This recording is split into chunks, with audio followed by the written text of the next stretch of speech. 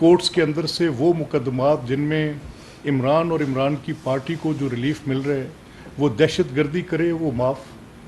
वो आके अदालतों पे हमला करे माफ़, वो पेट्रोल बम्स के साथ पुलिस के वैन्स पे हमला करे माफ़, वो गुंडे लेकर आए लाकर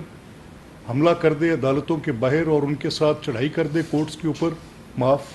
वो इद्दत में निकाह करे माफ़, उसकी बेटी की आज तक किसी के पास तफसील ना हो, अदालत में मुकदमा जाए माफ़। These courts are allowing nothing to stick upon it. ये आप कर रहे हैं और ये आप ज़्यादती कर रहे हैं। तो मेरी इन हालात में आपसे ये दरख्वास्त है कि अगर सुप्रीम कोर्ट ये सारी चीज़ें देख रही है, ये ऑनरेबल जजेस इन द हाई कोर्ट्स ये सारी चीज़ें देख रहे हैं, परवेज़ इलाही साहब का मुकदमा असगर जावेद गुराल के पास लगाने का मतलब ऐसे ही है कि जैसे आप अता का मुकदमा मेरे पास लगा रहे हैं। बिल्कुल सही। तो सिंपल बात ख़त्म होगी। तो फिर ये कोई एडजुडिकेशन, कोई जस्टिस, कोई मेरिट किसी मुकदमे दे दें, ब्लैंकेट ऑर्डर दे दें असगर जावेद गुराल के पास। हमें पता है कि वो एक ज़मानत की तारीख दे देंगे, एक माह नहीं, ये मेरी बात आपने ऑन रिकॉर्ड रखनी है, कई माह तक एंटी करप्शन की वो तफ्तीश जो चौधरी परवेज़ इलाही साहब के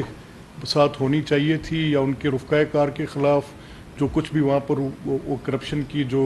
दास्तानें पिछले 7-8 माह की जो उनकी हुकूमत थी उसके अंदर बनी है, तो वो आपको मैं बताऊं तो ये वाइट पेपर जारी करते हैं। मैं ये कहूँगा कि one black day, one black ministry, one black department, आप एक एक वज़ीर के कारनामे उठाएं वहाँ पर जो इन्होंने पंजाब में किया या जो इन्होंने वफाक में किया।